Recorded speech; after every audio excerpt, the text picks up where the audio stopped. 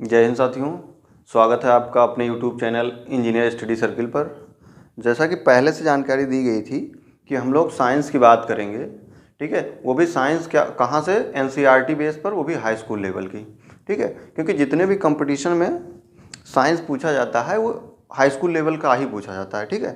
तो हम लोग बात करेंगे आज प्रकाश चैप्टर की, ठीक है। NCERT बेस पे जो भी होगा बात करेंगे। इसमें प्रावर्तन और अपवर्तन, ठीक है, ये दो चीज़ें इंक्लूड की गई हैं। तो हम लोग पहले बात करेंगे प्रावर्तन की, ठीक है। उससे भी पहले बात करेंगे प्रकाश की, ठीक है। तो प्रकाश होता क्या है? तो प्रकाश एक तरह का ऊर्जा है जो वस्तुओं को देखने में हमारी सहायता करता है, ठीक है। अगर प्रकाश नहीं होगा तो वस्तुएं हमको विजिबल नहीं होगी। जैसे आप किसी अंधेरे कमरे में घुस जाइए, उसमें आपको कोई वस्तु दिखती नहीं है, लेकिन जब प्रकाश पड़ता है तो प्रकाश वस्तुओं से टकरा के आपकी आंखों पे आता है और वस्तुएं विजिबल हो जाती हैं, दिखाई देने लगती हैं। तो प्रकाश इसीलिए इम्पॉर्टेंट है। वस्तुओं को देखना है तो प्रकाश जरूरी है, ठीक है। अब वस्तुओं को देखना है तो कैसे दिखती हैं? तो होता क्या है कि जब प्रकाश जाता है, वस्तुओं से टकरा के वापस आता है हमारी आंखों पे, तब वस्तुएं हमको दिखाई देती हैं। यानी कि प्रकाश क्या होता है? प्रावर्तित होता है। तो इसी से रिलेटेड हम लोग पढ़ेंगे कि प्रावर्तन होता क्या है, ठीक है। तो प्रावर्तन जानने के लिए पहले तो 2-3 पॉइंट जानना जरूरी है, ठीक है। प्रावर्तन से संबंधित कुछ नियम भी दिए गए थे जो अध्ययन करने के लिए काफ़ी इम्पॉर्टेंट होते हैं। तो प्रावर्तन पहले देखिए, प्रावर्तन में क्या क्या जरूरी है। पहली चीज़ तो प्रावर्तक सतह, ठीक है। ऐसी सतह जहाँ से प्रकाश जाएगा और वहाँ से टकरा के वापस आएगा, ठीक है। तो प्रावर्तक सतह हो गई ये। मान लीजिए ये कोई प्रावर्तक सतह है, ठीक है। अब प्रकाश इधर से कोई आ रहा है, सतह से टकराएगा, फिर वापस जाएगा, ठीक है। अब इसमें क्या करते हैं कि प्रकाश आ रहा है, जा रहा है। जो प्रकाश आ रहा है सतह पे, इसको आपतित किरण मान लेते हैं, ठीक है। प्रकाश को ही प्रकाश किरण माना जाता है, तो इसी को आपतित किरण कहा जा रहा है, ठीक है। जो टकराने के बाद वापस जा रहा है, इसको परावर्तित किरण माना जा रहा है, ठीक है।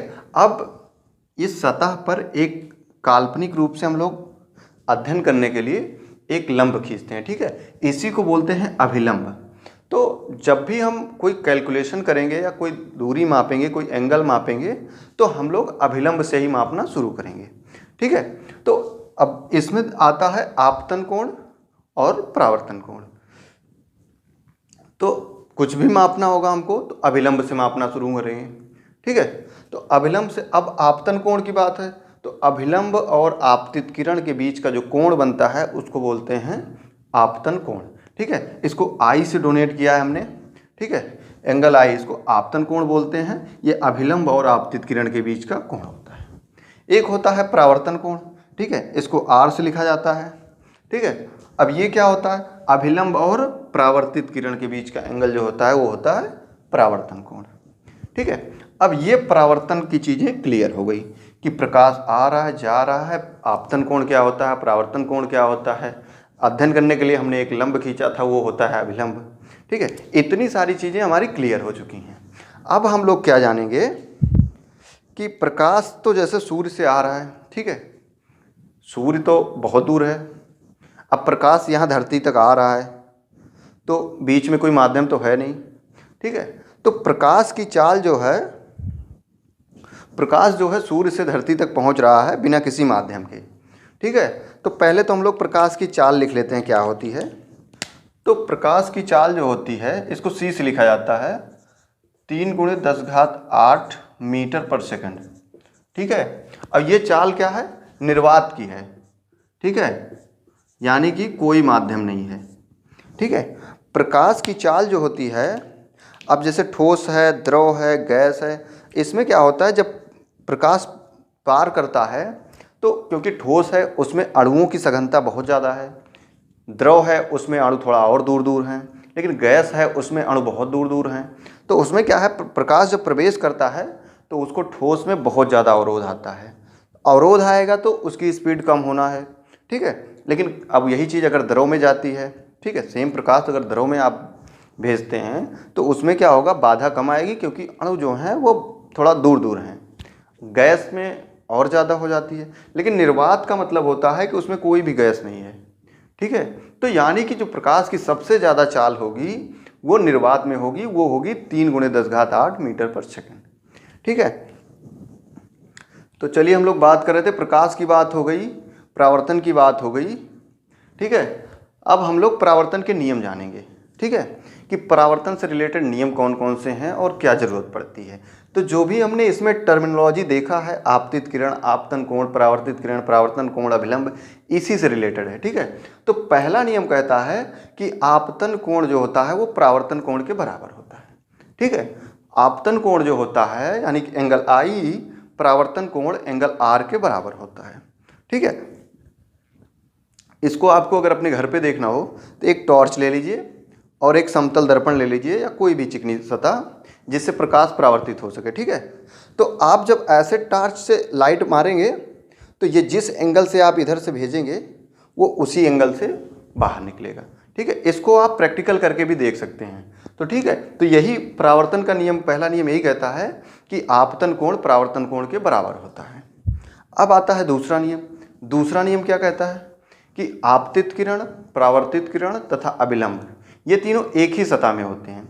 एक ही सतह का मतलब एक ही तल में होते हैं।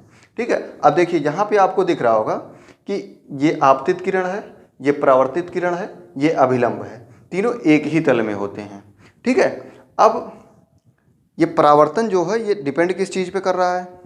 ठीक है, तो ये सतह पे डिपेंड करता है। ठीक है, तो समतल सतह होगी तो कुछ और होगा, गोलीय या कुछ और हुई सतह तो कुछ और होगा। तो इस प्रकार से हम लोगों ने अध्ययन के लिए, तो अध्ययन करने के लिए इसको हम लोगों ने इसको दो तरह से सतहें मानी है। ठीक है, जो परावर्तक सतह है इसको दो तरह से माना, एक तो समतल कैटेगरी में, एक गोलीय कैटेगरी में। ठीक है, तो परावर्तक सतह के हिसाब से हमने परावर्तन को डिफाइन करने के लिए एक तो समतल माना था और दूसरा गोलीय। ठीक है, अब समतल में आएगा, हम लोग जो अध्ययन करने वाले हैं वो समतल दर्पण को, और जो गोलीय सतह वाला होगा तो इसमें आएगा गोलीय दर्पण। अब गोलीय दर्पण में दो आते हैं, एक आएगा अवतल दर्पण, ठीक है, और दूसरा आएगा उत्तल दर्पण।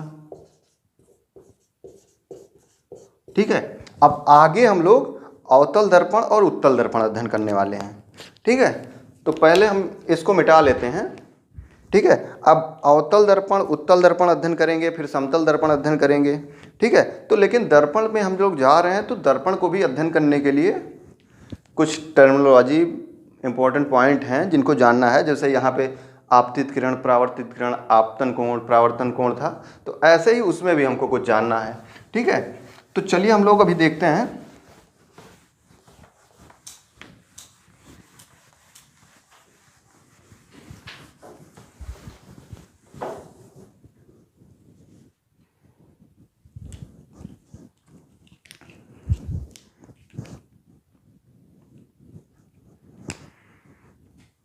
तो चलिए हम लोग देखेंगे इंपॉर्टेंट पॉइंट। ठीक है, महत्वपूर्ण बिंदु कुछ।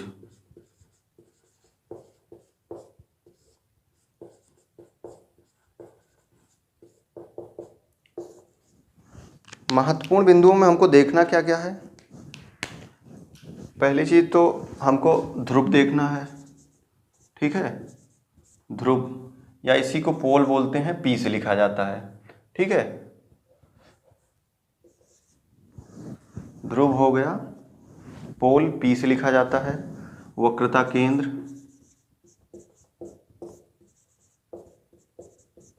इसको सी से लिखा जाता है, और क्या लिखेंगे, मुख्य अक्ष। ये जितने भी पॉइंट आप देख रहे हैं, ठीक है, इनकी ज़रूरत हमको अध्ययन करने में पड़ेगी। ठीक है, तो पहले से हम इनको जान लेते हैं कि ये होते क्या हैं, कहाँ होते हैं, कैसे होते हैं, उसके बाद हमको अध्ययन करने में काफ़ी आसानी होगी। ठीक है, वक्रता त्रिज्या लिख लीजिए, इसको कैपिटल आर से लिखते हैं। फोकस बिंदु लिख लेते हैं। ठीक है, इसी को मुख्य फोकस कहते हैं, फोकस बिंदु। ठीक है, कैपिटल एफ से। फोकस दूरी इसको स्मॉल एफ से लिखते हैं। तो अब इतने पॉइंट हैं जिनको हमको दर्पण के अध्ययन के लिए, वो भी खास करके गोलीय दर्पण के अध्ययन के लिए ज़रूरी होती हैं। ठीक है, तो पहले हम इनको देखते हैं कि ये होते कैसे हैं। तो पहले तो दर्पण बना लेते हैं। सेम चीज़ें हैं अवतल दर्पण उत्तल दर्पण दोनों में। ठीक है, तो मान लीजिए ये हो गया दर्पण आपका। ठीक है, ये कौन सा दर्पण है? ये अवतल दर्पण है। ठीक है, अब इस दर्पण का जो मध्य बिंदु होगा, ठीक है, मध्य बिंदु मान लो यहाँ हो गया कोई, तो ये हो गया ध्रुव। ठीक है, इसको P से लिखा जाता है। अब ये किसी गोले का भाग रहा होगा, दर्पण गोलीय है यानी कि किसी स्फीयर से कट के ये बना है। ठीक है, तो जिस गोले से ये कट के बना है, निकल के आया है, उसका जो कोई केंद्र बिंदु रहा होगा, तो मान लो ये केंद्र रहा होगा C। ठीक है, तो इसी को बोलते हैं वक्रता केंद्र। ठीक है, इस वक्र का जो केंद्र होगा वही वक्रता केंद्र होगा। ठीक है, तो यहाँ मिल गया वक्रता केंद्र। ठीक है, अब इन वक्रता केंद्र और ध्रुव को मिलाने वाली एक काल्पनिक रेखा खींची जाती है। ठीक है, इसी को बोलते हैं मुख्य अक्ष। ठीक है, ये हो गया आपका मुख्य अक्ष। अब और यहाँ से यहाँ के बीच की दूरी, ठीक है, C से P के बीच की दूरी को बोलते हैं वक्रता त्रिज्या। ठीक है, इस वक्र की एक त्रिज्या होगी जो केंद्र और परिधि के बीच की दूरी होती है। ठीक है, तो इसी को बोलते हैं वक्रता त्रिज्या। इसको कैपिटल R से लिखते हैं। ठीक है, अब क्या होगा, इसके एक मध्य बिंदु पर होता है F, इसको बोलते हैं फोकस बिंदु या मुख्य फोकस बोलते हैं। ठीक है, तो अब इस कोई भी दूरी हमको दर्पण में मापनी होगी तो हम लोग ध्रुव से मापेंगे। ठीक है, कोई भी दूरी मापनी होगी तो ध्रुव से मापेंगे। तो अब यहाँ से चले केंद्र तक चले तो वक्रता त्रिज्या निकल के आ गई, ध्रुव से चले फोकस बिंदु तक चले तो फोकस दूरी निकल के आ गई, यानी कि P से F के बीच की दूरी जो होगी वो फोकस दूरी होगी। ठीक है, इसको स्मॉल f से लिखते हैं। ठीक है, अब आगे क्या देखेंगे हम लोग, किरण आरेख देखेंगे कि प्रकाश की किरण कैसे आ रही है, कैसे जा रही है। ठीक है, ये जो फोकस दूरी होती है ये वक्रता त्रिज्या की आधी होती है, यानी कि r/2 होती है। ठीक है, हाँ, अब हम लोग बात कर रहे थे आगे क्या होगा। आगे हम लोग दर्पण के अध्ययन के लिए पहले तो किरण आरेख देखेंगे कि प्रकाश की किरणें किधर आएंगी, किधर जाएंगी, परावर्तित होंगी, क्या होंगी, क्या नहीं होंगी। ठीक है, उसके बाद हम लोग देखेंगे प्रतिबिंब बनने की कंडीशन कि प्रतिबिंब बनता क्यों है, कैसे बनता है। ठीक है, तो आज की क्लास जो है हम लोग यहीं रोकेंगे। ठीक है, बहुत लंबी वीडियो हो जाने से आपको भी दिक्कत होगी। अभी तो हम लोग क्या करते हैं, छोटे छोटे पार्ट में करके बनाएंगे। ठीक है, तो चलिए आज की वीडियो को यहीं एंड करेंगे। आगे हम लोग देखेंगे प्रतिबिंब बनने की स्थितियाँ। ठीक है, तो आज के लिए इतना ही। आप अपनी एनर्जी को पॉजिटिव डायरेक्शन में लगाते रहिए, अपनी तैयारी को बेहतर बनाते रहिए। जय हिंद।